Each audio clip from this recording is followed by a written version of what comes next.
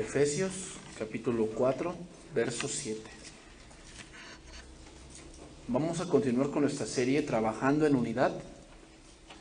Es el tema número 10 de esta serie. El tema de hoy, apóstoles y profetas. Apóstoles y profetas.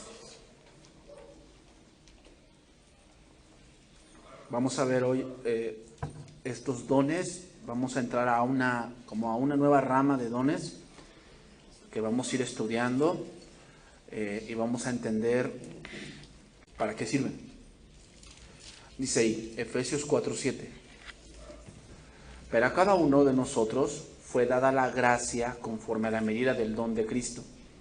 Por lo cual dice, subiendo a lo alto, llevó cautiva la cautividad y dio dones a los hombres. Y eso de que subió, ¿qué es? Sino que también había descendido primero a las partes más bajas de la tierra. El que descendió es el mismo que también subió por encima de todos los cielos para llenarlo todo. Y él mismo constituyó a unos apóstoles, a otros profetas, a otros evangelistas y a otros pastores y maestros, a fin de perfeccionar a los santos para la obra del ministerio, para la edificación del cuerpo de Cristo, hasta que todos lleguemos a la unidad de la fe y del conocimiento del Hijo de Dios, a un varón perfecto, a la medida de la estatura de la plenitud de Cristo, para que ya no seamos niños fluctuantes, llevados por doquiera de todo viento de doctrina, por estratagema de hombres que para engañar emplean con astucia las artimañas del error, sino que siguiendo la verdad en amor, crezcamos en todo en aquel que es la cabeza, esto es, Cristo, de quien todo el cuerpo, bien concertado y unido entre sí por todas las coyunturas que se ayudan mutuamente, según la actividad propia de cada miembro, recibe su crecimiento para ir edificándose en amor. Bien, hermanos, este segundo bloque que iniciamos hoy lo vamos a llamar dones ministeriales.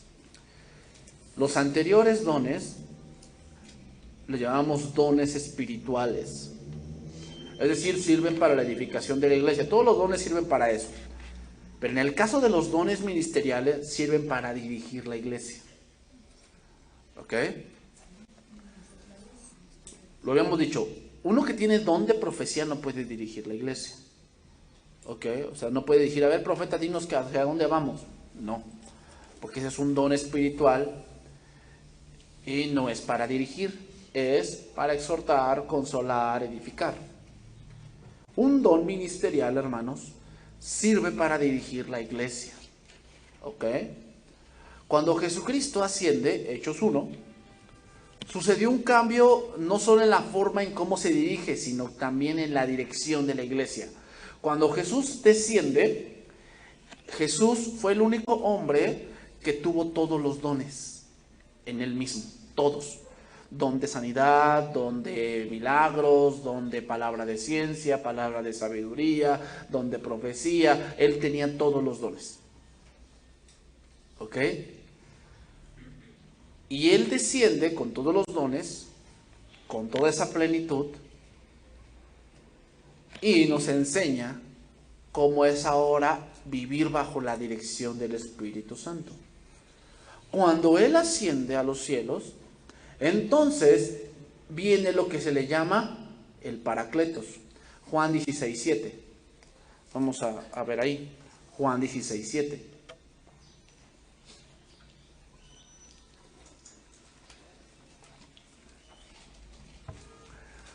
Entonces, cuando Cristo se va, Hechos 1, en Hechos 2, viene Pentecostés, que es, desciende el Espíritu Santo. Y junto con el Espíritu Santo, ¿qué viene? Dones espirituales. El primer don que se manifiesta en Pentecostés es don de lenguas. ¿Ok? Entonces dice ahí, Juan 16:7. Pero yo os digo, la verdad os conviene que yo me vaya. Porque si no me fuera, el Consolador no vendría a vosotros, mas si me fuere, os lo enviaré. Cuando Él venga, convencerá al mundo de pecado, de justicia y de juicio. De pecado por cuanto no creen en mí, de justicia por cuanto voy al Padre y no me veréis más, y de juicio por cuanto el príncipe de este mundo ha sido ya juzgado. Aún tengo muchas cosas que deciros, pero ahora no las podéis sobrellevar. Pero cuando venga el Espíritu de verdad, Él os guiará a toda la verdad, porque no hablará por su propia cuenta, sino que hablará todo lo que oyere y os hará saber las cosas que habrán de venir. Él me glorificará, porque tomará de lo mío y os lo hará saber. Todo lo que tiene el Padre es mío, por eso dije que tomará de lo mío y os lo hará saber. Entonces, ahora el Espíritu Santo dota de dones a los hijos de Dios. ¿Para qué? Para que terminen lo que Cristo inició. En este caso, ¿qué inició Cristo? La iglesia. ¿Ok? Pero ahora ya está la iglesia. La iglesia es el conjunto de personas que creemos en Cristo Jesús. Esa es la iglesia, no es el edificio. Esa es la iglesia. Entonces, la iglesia requiere ser dirigida. Entonces, ahí vienen los dones ministeriales. ¿Cuáles son los dones ministeriales? Apóstoles, profetas, evangelistas, pastores y maestros. Esos son los dones ministeriales. Bueno, ¿cuál es la diferencia entonces entre un don ministerial y un don espiritual? Bueno, Efesios 4:7, regresamos ahí y vamos a poner esta diferencia. ¿Cuál es la diferencia entre un don espiritual y un don ministerial? Bueno, Efesios 4:7 dice: pero a cada uno de nosotros fue dada la gracia conforme a la medida del don de Cristo. Efesios 4:7. Entonces, el don espiritual, ¿quién lo da?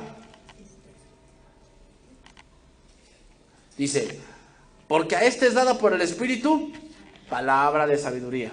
A otro, palabra. O sea, ¿quién da los dones espirituales? El Espíritu Santo. ¿Ok? Conforme Él quiere.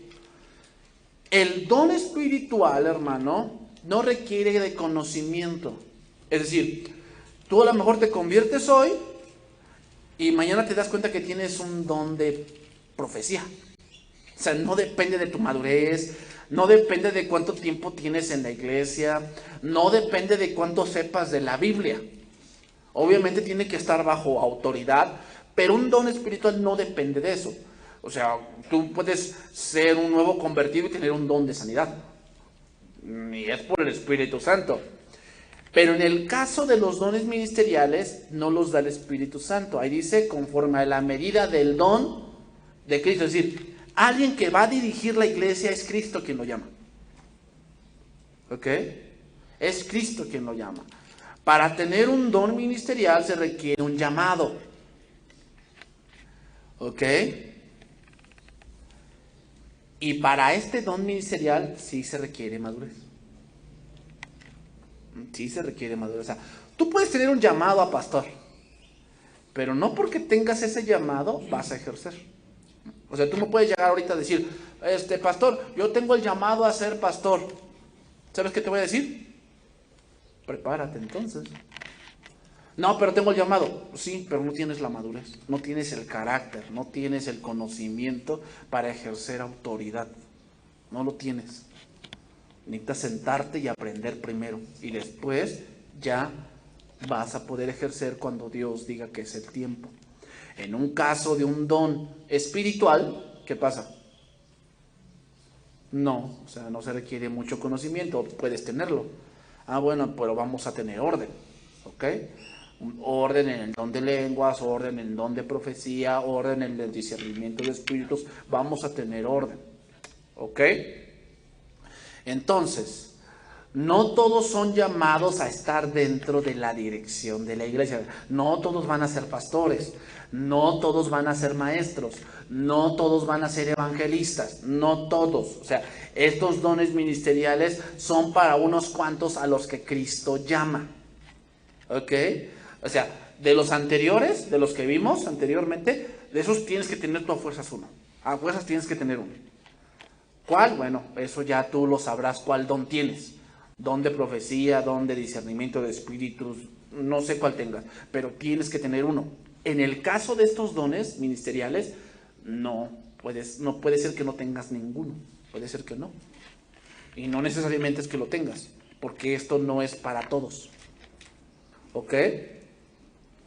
Entonces, toda persona toda persona recibe dones del Espíritu Santo, pero no toda persona tiene un don ministerial. Eso es de Cristo. ¿Ok? Efesios 4:8, seguimos ahí. Por lo cual, dice, subiendo a lo alto, llevó cautiva la cautividad y dio dones a los hombres. Y esto de que subió, ¿qué es? Sino que también había descendido primero a las partes más bajas de la tierra. El que descendió es el mismo que también subió por encima de todos los cielos para llenarlo todo. Y él mismo constituyó, aquí esa palabra constituyó es la palabra didomi, el versículo 11. Didomi, la palabra constituyó. Y significa, hermanos, conceder. Significa confiarte algo. Confiarte algo. La palabra didomi, hermanos, en el antiguo griego, en el griego koiné, se utilizaba cuando se hacía un nombramiento.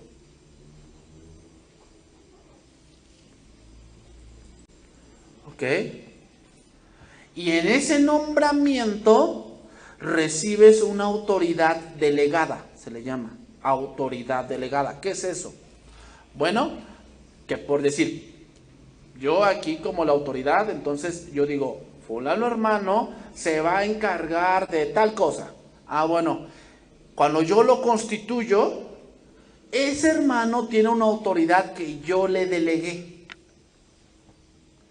O sea, y los hermanos, pues obviamente cuando él dice algo, pues le obedecen, pues no porque sea el más fuerte, ni porque sea el más inteligente, no. Le obedecen porque es Dios mismo, en una autoridad delegada, quien le dio ese puesto. Entonces, un pastor no lo pone un hombre. O sea, aquí no es de que, pues mi último deseo como pastor es que mi hijo sea el pastor de la iglesia. No, pues cálmate, aquí no es un negocio. O sea, aquí no es así, no se maneja así. ¿Ok? Bueno, entonces, ¿cómo se pone un pastor? Se tiene que juntar toda la iglesia y decir, a ver, ¿les parece Sutanito? No me cae gordo. ¿Perenganito? No, ese sí, ese se ve que es del buenazo. Pues cálmate, si no es el PRI, el PAN y el PRD. No, tampoco es así. En una iglesia, Dios va a llamar a alguien. ¿Cómo? ¿Cómo se puede ver que tienes un llamado a eso? Bueno, tienes el deseo de aprender. Tienes ese deseo de aprender. Tú mismo te pones a estudiar. O sea, que tienes ese deseo porque tú dices, es que yo comprendo lo que me enseñan en la iglesia, pero yo quiero más. Dios te está llamando a algo. Tal vez no lo tengas bien en claro, pero Dios te está llamando a algo. Y empiezas a estudiar, y empiezas a buscar, y empiezas a leer más, y empiezas a hacer anotaciones, pero sin rebelarte. O sea, no de que, pues pastor, yo leí esto, y usted es un hereje, usted no sabe, yo ya, no. O sea, tú quieres estudiar porque tú quieres crecer y ayudar en la obra de Dios. Entonces Dios te está llamando. Entonces, a tu liderazgo, Dios que le revela que Dios te está llamando. Y es Dios quien te pone. Cuando tú veas que hay alguien que se revela y él se pone a sí mismo, no es Dios quien lo puso. O sea, eso no puede ser, hermanos. Es de que la iglesia vote a ver que a quién ponen. Tampoco. Si la iglesia no es democracia, la iglesia es teocracia. O sea, Dios manda. Entonces, Dios nombra a alguien. En este caso, Cristo llama a algunos, ¿para qué? Para que dirijan su iglesia. Y les da una autoridad delegada. O sea, ¿de dónde viene tu autoridad? De Dios. ¿Por qué? 1, porque yo también tengo autoridad. 2, porque fue Dios quien me puso. ¿Ok? No fui yo, no fue porque mi papá pues dijo, pues ahora le paso la estafeta a mi hijo. No, eso no existe, hermano. Eso no existe. Tienes que tener un llamado. ¿Ok? Ahora, la Biblia dice, si alguno anhela obispado, buena obra desea. Ahí la palabra desear significa, si alguno desea servir. Un obispo, hermanos, en la antigüedad, era un supervisor. Ese era un obispo. Cuando la iglesia empezó a crecer, estaban los apóstoles en Jerusalén, que eran los líderes máximos. Después, entonces empezaron a crecer y hoy no había lo que hoy existe, ¿no? En ese tiempo no había lo que hoy existe. Internet, cartas, telégrafo, cosas así que podíamos ir rápido. No había aviones, no había autos a combustión, no había eso. Entonces, para llegar de una iglesia a otra, pues te imaginas ir a una iglesia de aquí a México. O sea, en esos tiempos, ¿te imaginas cuánto nos tardaríamos? Aquí nos tardamos 2 horas y media, pero en esos tiempos a pie de camello, te tardabas días. Entonces, ¿qué ponían? Supervisores. Esos eran los obispos. Entonces, si alguno anhela obispado, o sea, anhela servir a Dios, sí. ¿Cómo se va a ver tu anhelo por servir a Dios? Que te preparas. Te empiezas a preparar. Te metes al instituto, empiezas a escuchar más audios, haces tus anotaciones, tienes una libreta personal de anotaciones de temas que tú has desarrollado. Eso es prepararte. Te preparas. ¿Ok? Porque anhelas servir a Dios. Ahora, ¿cuál es la función de estos dones ministeriales? Efesios 4:12. Sigue diciendo, a fin de perfeccionar. Aquí la palabra perfeccionar significa que alcancen madurez. Eso significa. O sea, ¿cuál es mi misión mía de estar preparando un estudio, de estar estudiando, de estar leyendo, de estar orando por ustedes? ¿Cuál es mi misión?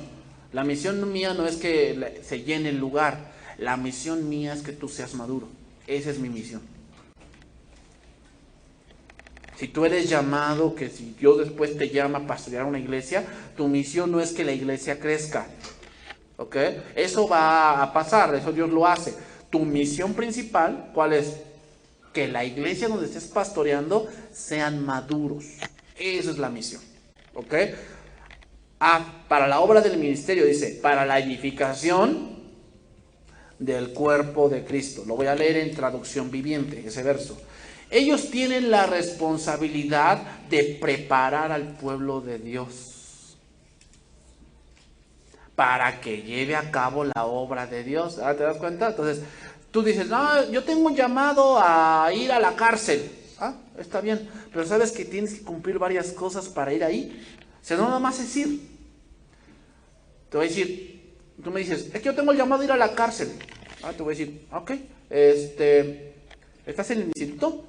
Bueno, no, pero yo quiero predicar porque Dios nos mandó ir a predicar. Sí, pero ¿qué vas a predicar? ¿Tus rollos? O sea, yo te preguntaría, ¿qué es el evangelio? ¿Qué es el evangelio? ¿Sabes lo que es el evangelio? Que hagan una oración por Cristo. Eso no es el evangelio. Repartir volantes, eso no es el evangelio. Que me pongan con una bocina en el parque y decirles, Cristo te ama, Cristo te ama, Cristo te ama. Y si te interesa, acércate. ¿Eso es el evangelio? Eso no es el evangelio. ¿Te das cuenta cómo requieres que, te voy a decir, ¿quieres ir a la cárcel? Sí, pero primero siéntate y aprende. Es que tengo el llamado a ser pastor. Sí, pero primero siéntate y aprende. Eso es lo que te voy a decir. Y muchos se enojan porque piensan que porque tienen ese llamado, ¿qué? Ya van a ser. No. Porque para ser un pastor se requieren más cosas. ¿Ok? Entonces, ¿para qué son los dones ministeriales? Para adiestrar, para entrenar a los hijos de Dios, para que después, ¿qué? Ellos también sirvan a otros. Otra pregunta. ¿Cuándo se va a terminar este trabajo? Versículo 13, dice ahí, 4:13 de Efesios. Hasta que todos lleguemos a la unidad de la fe y del conocimiento del Hijo de Dios. ¿Ya vamos a llegar ahí? ¿Cuánto crees que nos falte para entender todo del Hijo de Dios? Y fíjate, luego dice la Biblia, y el que crea saber algo, no lo sabe como debe saberlo. ¿Cuándo te ha topado así de que entendías algo de la Biblia y después lo vuelves a leer y te das cuenta que estabas equivocado de cómo lo entendías? A mí me ha pasado. Y fíjate, y yo que estoy más o menos en el cristianismo desde los 6 años. ¿Te imaginas? O sea, y hay cosas que no están muy claras para mí. Entonces, nos falta alcanzar ese punto. Versículo número 14. Para que ya no seamos niños fluctuantes. ¿Quién es un niño fluctuante? Es un niño o es una persona que anda de iglesia en iglesia. Oye, ¿y en esa iglesia? No, yo me salí. ¿Por qué? No, es que hacían mucho revoloteo en la alabanza. ¿Y de la otra por qué te saliste? Porque ahí eran bien apagados. Ahí ya ni revoloteaban, ni remolineaban, y no me gustaba eso. ¿Y en la otra por qué te saliste? No, porque los sugieres me decían dónde sentarme, y a mí no me gusta. Yo me gusta sentarme donde yo quiera. Y como me decían que aquí, acá, no me gustó y me fui. ¿Y de la otra por qué te saliste? No, pues porque ahí nada más se la pasaban mucho orando, y la verdad eso me aburría. Ese es un niño fluctuante.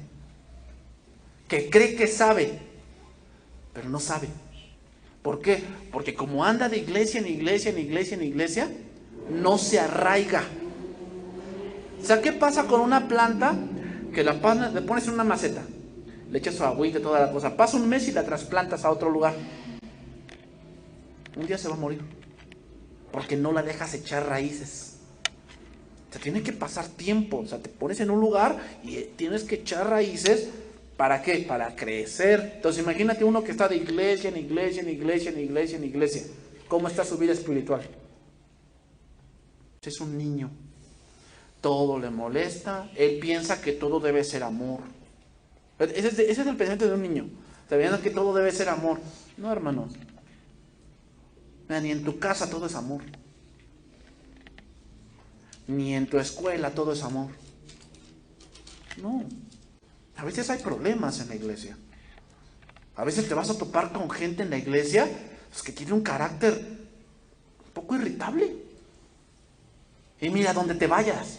Si tú dices, es que me voy porque ya no le quiero ver la cara a ese fulano de tal o a esa fulana de tal. Ah, ¿qué? ¿Te vas a otra iglesia? Te vas a encontrar una peor. A donde te vayas. Pero tú lo ves que sigue teniendo ese pensamiento. Es el pensamiento de que todo debe ser amor, que, ay, qué feo la murmuración, qué feo la crítica, qué feo esto, qué feo el otro. Pues sí, es feo, hermanos. Y yo quisiera que la iglesia no fuese así, pero ¿sabes por qué sucede eso? Por la inmadurez que hay en la iglesia. Porque hay muchos que no se quieren comprometer a estudiar y sacan su inmadurez en tipo de pensamientos así. O sea, de que no pueden perdonar, no pueden sobrellevar, no pueden quedarse callados. ¿Por qué? Porque no son maduros. ¿Y por qué no son maduros? ¿Porque no hay palabra en la iglesia? No, sí hay palabra. Lo que no hay es disposición de él para crecer. ¿Te das cuenta? Entonces, ese es un niño fluctuante. Entonces, ¿cuál es la misión de los pastores, de los evangelistas, de los profetas y apóstoles?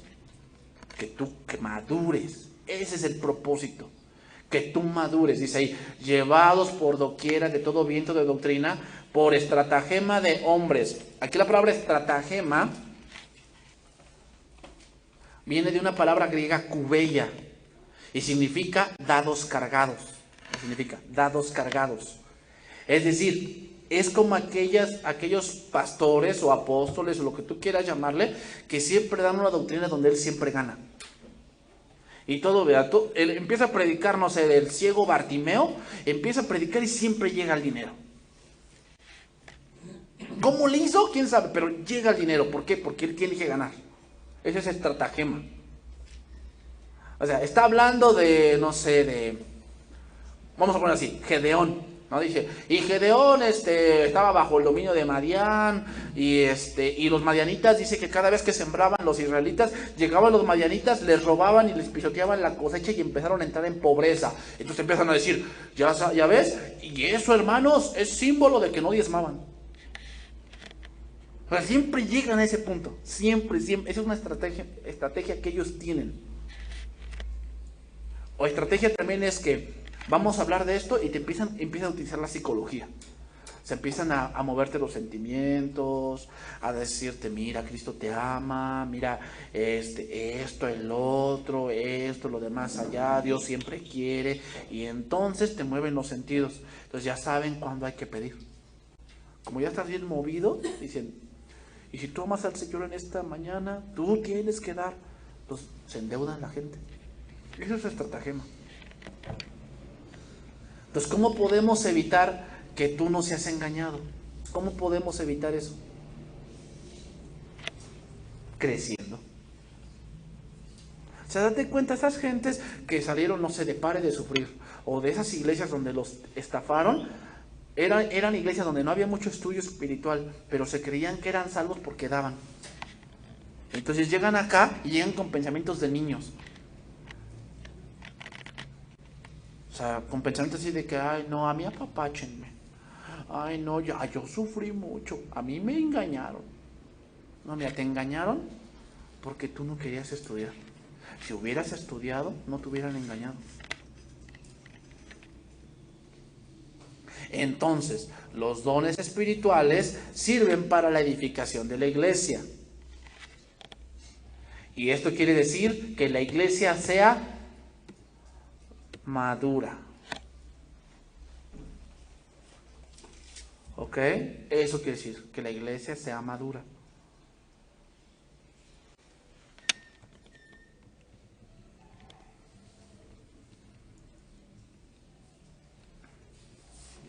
Entonces, una cosa es tener un don ministerial, una cosa es tener don ministerial y otra cosa muy diferente es ejercer un don ministerial. Es diferente. ¿Ok? O sea, tú puedes tener el llamado a pastor, pero no quiere decir que mañana vas a ser pastor. ¿Ok? A veces va a pasar tiempo. ¿Cuántos años crees que tenía David cuando fue ungido? Más o menos como unos 15 años. ¿Cuándo fue rey? Hasta los 40. ¿Ah? Pregunta, ¿Moisés tenía el llamado? ¿Hasta cuándo ejerció? Hasta los 80. ¿Te das cuenta? O sea, tú puedes tener el llamado, pero ¿por qué ejerció hasta los 80 Moisés? Porque no tenía el carácter. Dios tenía que prepararlo. Era un hombre de pocas pulgas, ¿eh? Moisés era un hombre explosivo. Era un hombre, pues mató a un egipcio. ¿Sabes cuándo se mata a alguien? Cuando estás enojado. En el enojo, en un arrebato de ira, puedes matar a alguien. Es por eso mató Moisés al egipcio.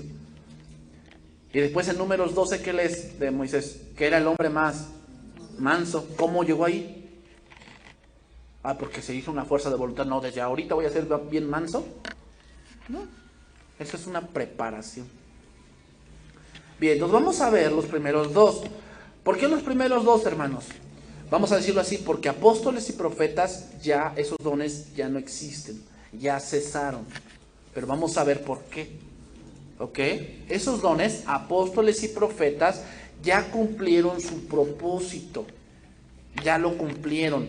Ya no hay más apóstoles o profetas como lo era Pablo, Pedro, Juan, Jacobo. Ya no existen como esos. Ya no existen profetas como Elías, Eliseo, Juan el Bautista, Isaías, Jeremías. Ya no. ¿Por qué? Porque ya cumplieron su propósito. ¿Ok? Entonces, ¿qué hay, pastor? Hay un don profético, que es el don de profecía, pero nada que ver con los profetas del Antiguo Testamento. ¿Ok? Estos dos primeros dones fueron dados con el objetivo, hermanos, apóstoles y profetas, fueron dados con el objetivo de poner el fundamento de la iglesia. ¿Ok?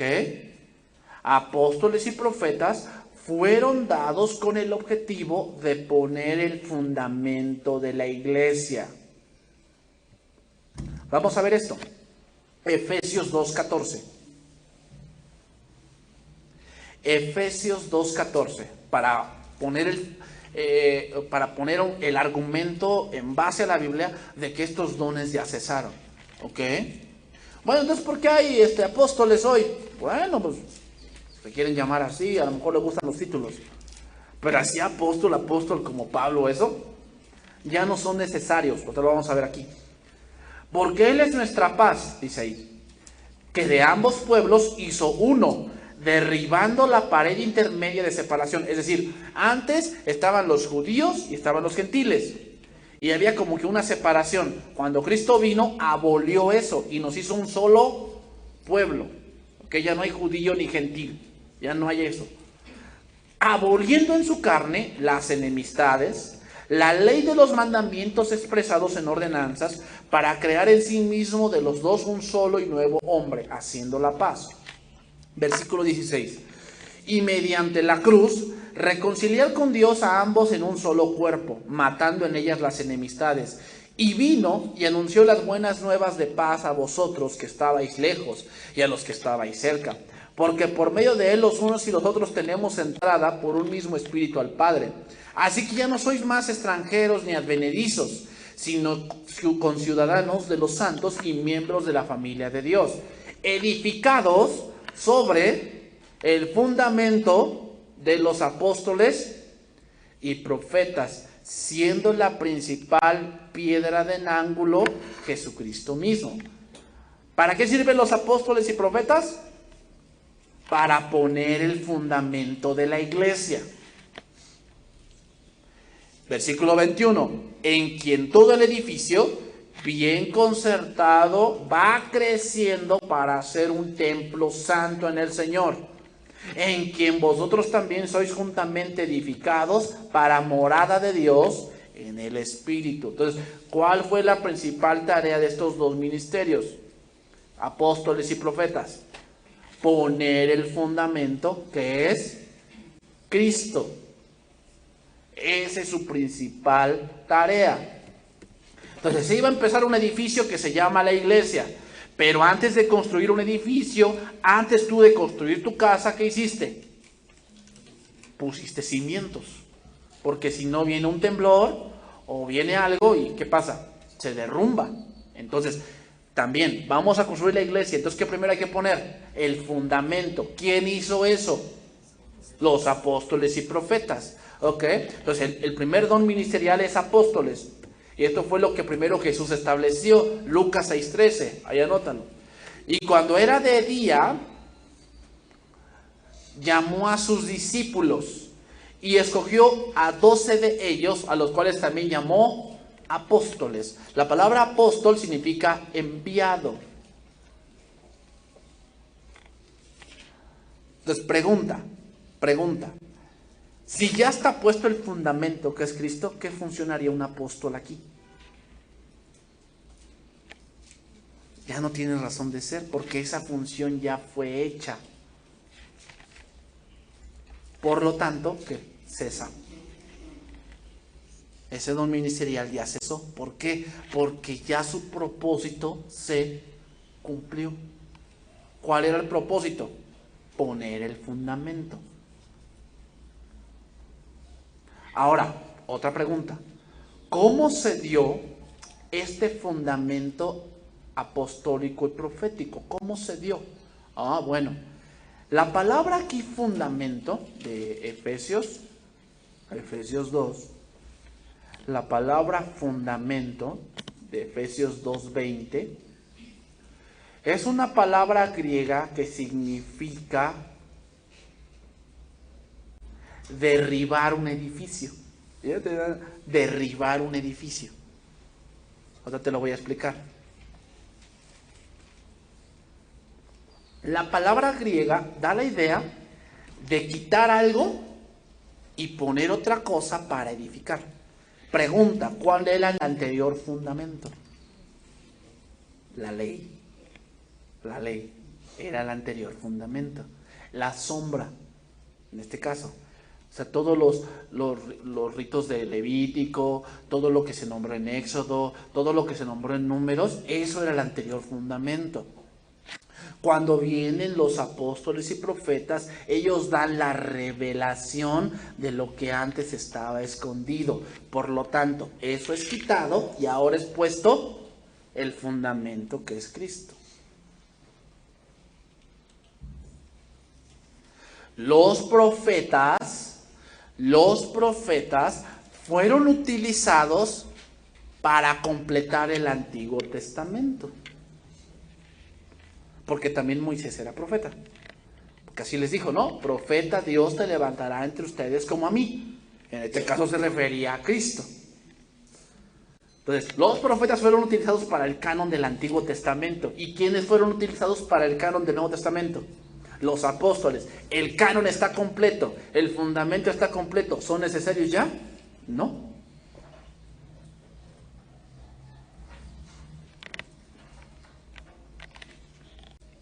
O sea, ¿habrá alguien que pueda realizar otro libro que se agregue a la Biblia como un profeta? No. ¿Habrá alguien que pueda añadir otra carta paulina o otra carta pastoral a la Biblia como lo hicieron los apóstoles? No. Por lo tanto, esos dos dones ya cesaron. Ya cumplieron su propósito. Hechos 19:1.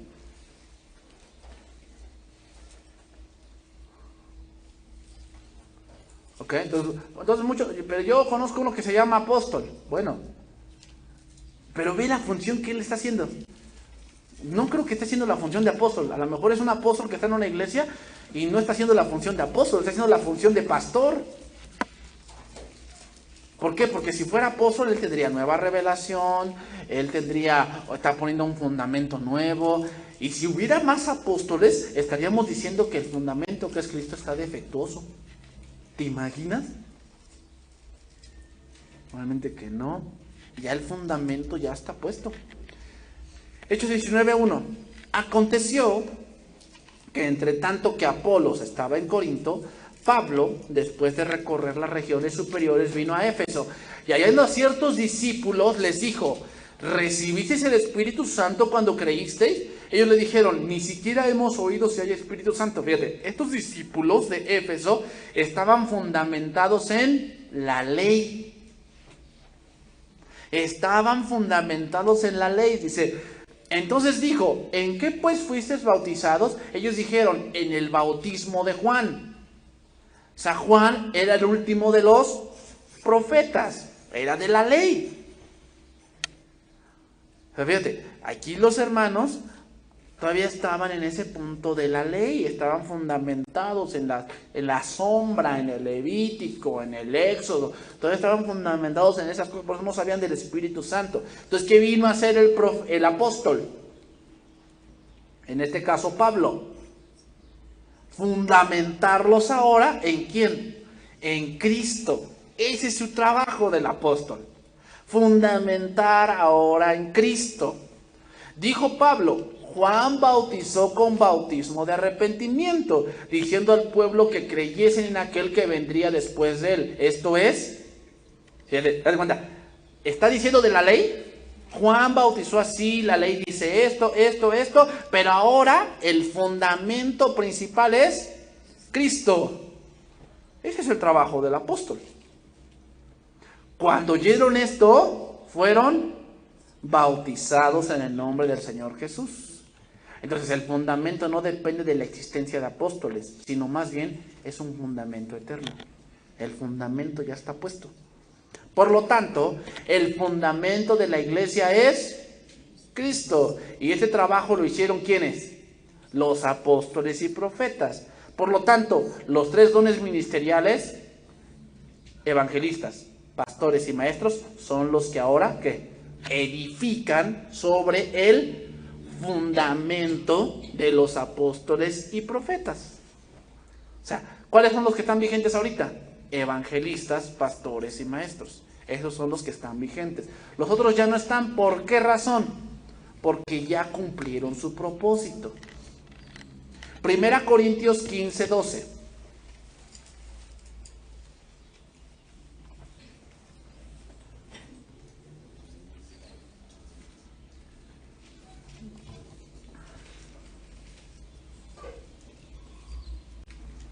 Vamos a estar leyendo algunos versos aquí porque es importante recalcar esto, hermanos.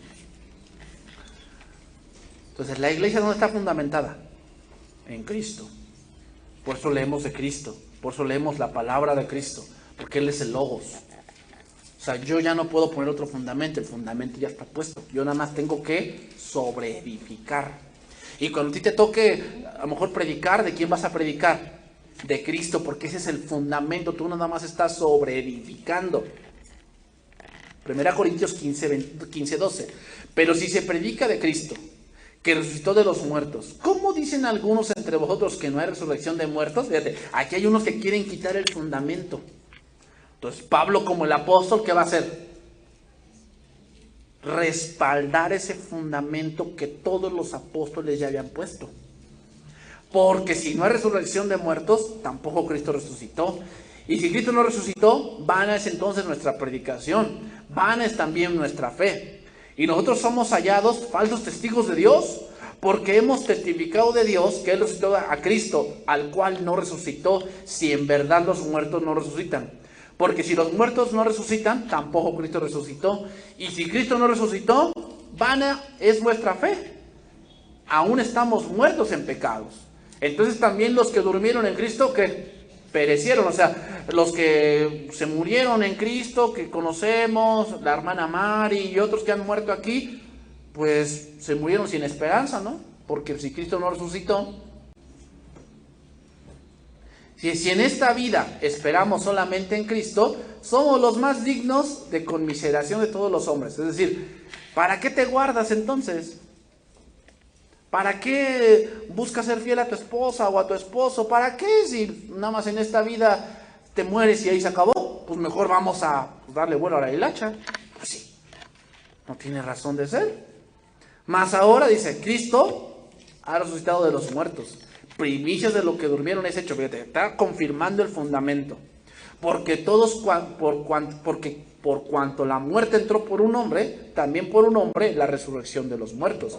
Porque así como en Adán todos mueren, también en Cristo todos serán vivificados.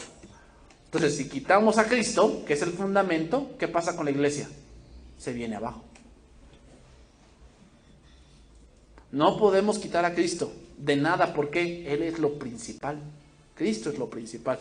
Por eso una iglesia que deja de predicar de Cristo ya no se llama iglesia. Se le puede llamar una congregación y hasta una secta. Una iglesia es donde se predica de Cristo. Y entonces, ¿quién puso este fundamento? Apóstoles y profetas. 1 Corintios 3:10. 1 Corintios 3:10.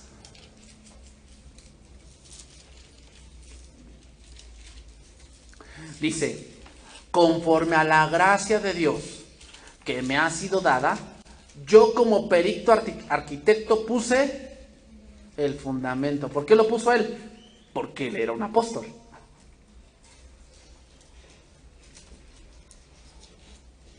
Y otro, ¿quiénes son esos otros?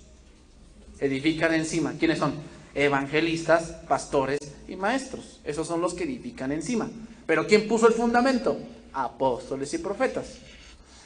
Pero cada uno mire cómo sobreedifica, porque nadie puede poner otro fundamento que el que está puesto, el cual es Jesucristo. Ahí está. Entonces ya no hay más fundamentos, ya está puesto, ya está el fundamento. ¿Quién es? Cristo. Entonces, si hubiera un apóstol, ¿qué va a hacer?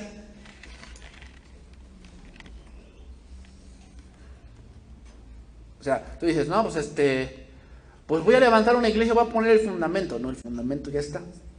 Es Cristo. Entonces, ¿qué se requiere ahí en ese momento? Entonces, no se requiere un apóstol, se requiere tal vez un evangelista para evangelizar a esas gentes de allí. Y luego se requiere, ¿qué? Un pastor para discipular a esas gentes que el evangelista ya evangelizó. Entonces, ¿el apóstol qué va a hacer? Ya su función ya se acabó. Ya no puede hacer, o sea, ¿qué fundamento va a poner? Ya no, ya. ¿El profeta qué va a hacer? ¿Dar más revelación de Dios? No, el canon ya está completo. Ya Dios ya dio la última revelación. ¿Quién es la última revelación? Jesucristo. Ya. Pues ya esos dones ministeriales, ¿qué? Ya cesaron.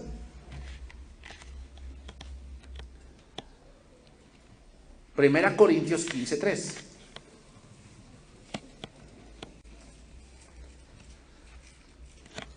¿Quién pone los apóstoles? Cristo. ¿Quién pone los profetas? Cristo. ¿Quién pone los pastores? Cristo. ¿Quién pone los evangelistas? Cristo. Un requisito para que alguien fuese apóstol es que tenía que haber visto a Cristo. Tenía que haberlo visto. ¿Cuántos de los de hoy en día que se dicen apóstoles vieron a Jesús? Otro requisito para que alguien sea apóstol es que debe haber sufrido la cárcel, o desvelos, o hambre, o ser perseguido. Tiene que cumplir esos requisitos. Todos los apóstoles fueron perseguidos. Soy los apóstoles, los ves que viven en residencias. ¿Cuál apóstol de Cristo?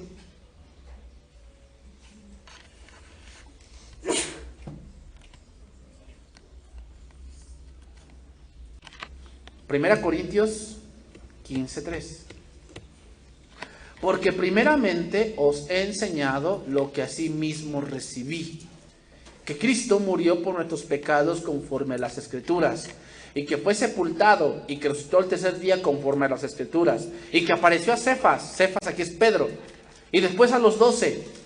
Fíjate, lo vieron como resucitado. Ese es un requisito para ser apóstol. Tenías que haber visto a Cristo resucitado. Es un requisito indispensable para ser apóstol. Después apareció a más de 500 hermanos a la vez, de los cuales muchos viven aún y otros ya se murieron.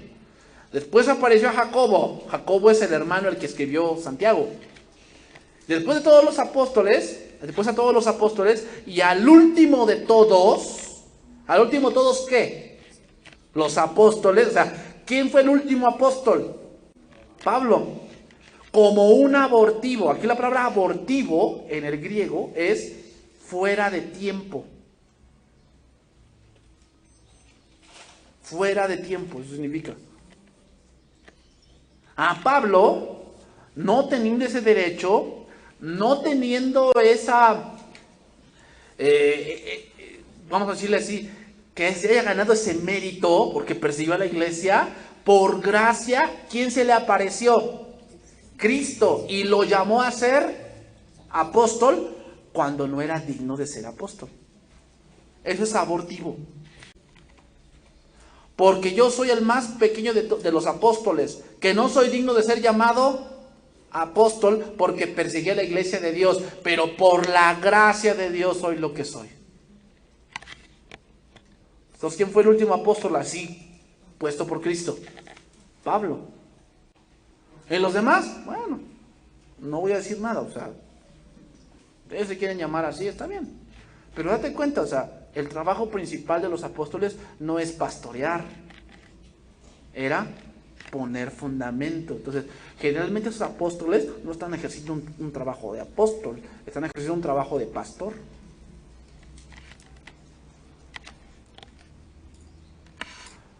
Pues esto nos enseña que después de Pablo ya se acabó el tiempo, ya no hay más apóstoles, el último fue Pablo. Entonces el ministerio de apóstoles y profetas ha cesado. ¿Por qué? Porque las escrituras están completas. Ya todo ha sido revelado, ya está completo, ya está el fundamento, ya está la Biblia, ya no son necesarios.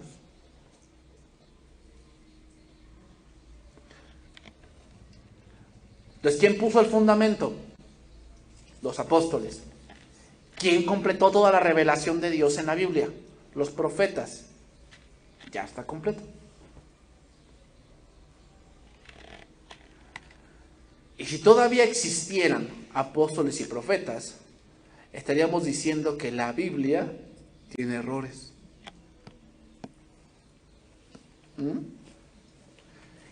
Y estaríamos diciendo que el fundamento que es Cristo está defectuoso y que por eso es necesario otro apóstol.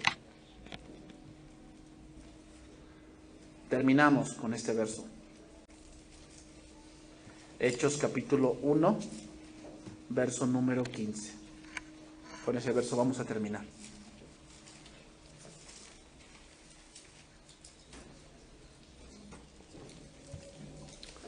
Pues si ya tenías ganas de ser apóstol o profeta, pues bueno, ya te tiré tu sueño. Ya no vas a hacer porque ya haces eso. Si tienes ganas, ya hoy ya también se llaman patriarcas, querubines, no sé qué tanta cosa se llaman. Ya sabes, esos hombres que supuestamente dicen que tú eres apóstol cuando tienes más de 7 iglesias. O sea, tú eres un pastor y si tú ya levantas una misión por allá y otra misión por acá, entonces ya llevas 2, 3, 4. Cuando llegas a la 7ª, ya te puedes llamar apóstol. Y ya después, cuando bajo tu cobertura están muchos pastores, o sea, tienes a 20 pastores bajo tu supervisión, ya eres un patriarca. Porque ya creciste más, ya tienes muchos hijos. Eso es lo que ellos dicen. Sus rollos, ¿no? Entonces, bueno, si quieres ser apóstol, pues levanta 7 iglesias. ¿Para qué? ¿De dónde sacaron las 7 iglesias? Pues de Apocalipsis. Las 7 iglesias es el número que debes de tener para ser apóstol. O sea, no, hermano, o sea, recuerda, aquí no son los títulos, es el llamado. Y si Dios te llama, Dios te va a dar la autoridad. Y te va a dar la sabiduría. Y te va a dar el entendimiento. Lo vamos a ir entendiendo, por si la próxima semana que vamos a ver evangelistas, vamos a ver qué es un evangelista. Porque mira, te daré una pregunta, a ver, ¿todos vamos a evangelizar? ¿Todos tenemos que evangelizar? Sí, ¿no? Todos tenemos que predicar el evangelio. ¿Eso te hace evangelista? No. Una cosa es predicar el evangelio y otra cosa es que se hace evangelista. Es muy distinto. O sea, ¿todos tenemos que predicar el evangelio? Sí, pero no por eso eres evangelista. El evangelista es otra cosa. ¿Qué cosa es la evangelización? Pues es otra cosa. ¿Te das cuenta? O sea, hoy muchos hemos dejado de lado esa parte porque a veces no la entendemos cómo funciona. Pero el don ministerial de evangelista ahí está. El don ministerial de pastor ahí está. Pero te voy a decir algo, cuando Dios te llama a un ministerio de esos, tú siempre dentro de ti o sea, Dios nunca va a llamar al que yo sí quiero, yo quiero. Casi siempre Dios te llama y tú no quieres. O sea, no sé, tú a lo mejor tienes una idea de lo que quieres ser, ¿no? Y generalmente Dios no te llama a eso. Dios te llama a otra cosa. Y tú dices, Señor, pero yo no quiero eso. ¿Te acuerdas lo que le dijo a Jeremías? Que lo conocías desde el vientre de su madre para que fuese, ¿qué? Profeta. ¿Tú piensas que Jeremías quería ser profeta? Pues era bien llorón. Así le llaman, ¿no? El profeta llorón. De todo lloraba. Jeremías. Veía a su pueblo que no se arrepentía y empezaba a llorar. Pues yo siento que él a lo mejor debía estar en los rosarios, ¿no? Jeremías, de la llorona. Pero fue profeta. Dios lo quiso llamar de profeta. ¿Te das cuenta? O sea, Dios a veces te va a llamar y lo primero que va a surgir en ti es, no, Señor, eso no. Y Dios te va a decir, eso quiero que tú seas. Dices, no, yo quiero ser pastor. Y Dios te va a decir, no, yo quiero que seas evangelista. Ay, Señor, pero no ves que yo quiero estar en un lugar estable, porque un evangelista trabaja por fuera. Entonces, no, yo quiero estar en un lugar estable, así nada más, pues estudiar y enseñar, pero Dios te va a decir, no, yo quiero que seas evangelista y quiero que trabajes por fuera. Y ya tú vas a decidir qué quieres, o tu voluntad o la voluntad de Dios.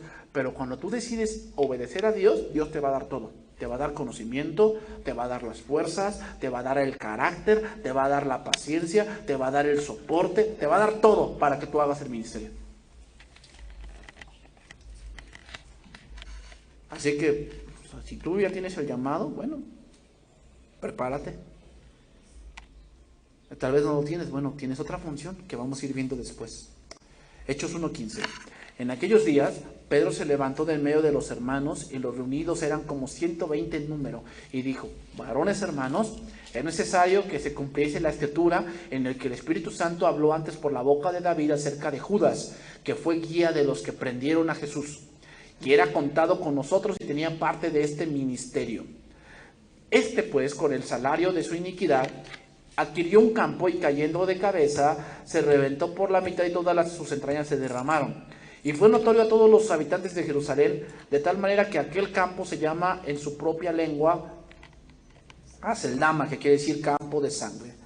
Porque está escrito en el libro de los Salmos: sea hecha desierta su habitación, y no haya quien more en ella y tome otro su oficio. Es necesario pues que de estos hombres que han estado juntos con nosotros todo el tiempo, que el Señor Jesús entraba y salía entre nosotros, comenzando desde el bautismo de Juan hasta el día en que de entre nosotros fue recibido arriba, uno se ha hecho testigo con nosotros de su resurrección. Ahí está, apóstoles y profetas. Testigos. Nadie ha sido testigo de eso, solamente los apóstoles en ese momento. Los hermanos, apóstoles y profetas ya cesaron, ya cumplieron su propósito. ¿Cuál era su propósito? Poner el fundamento y completar el canon bíblico. Ya están hechas esas dos cosas y ya no son necesarios.